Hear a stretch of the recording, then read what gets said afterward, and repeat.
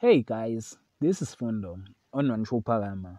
Tonight on Uzalo, Onzi is left reeling after the discovery of a new enemy in Guamashu. The enemy is Pudding. He wants Nyao to search who is Pudding who working on Guamashu without getting an agreement with Nkunzi.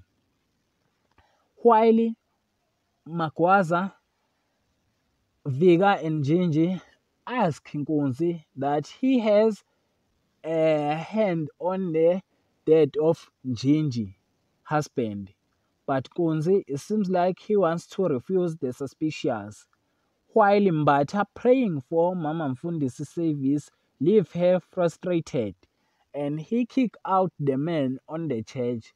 He tell that he looking Mama of Mfundisi, not a man. He wants women only on the church. While Nonka host a beautiful dinner for her family, and it seems like her family thinks that Nonka is going out. That is for tonight. Thanks for watching. Don't forget to like and comment and subscribe. Therefore, thanks.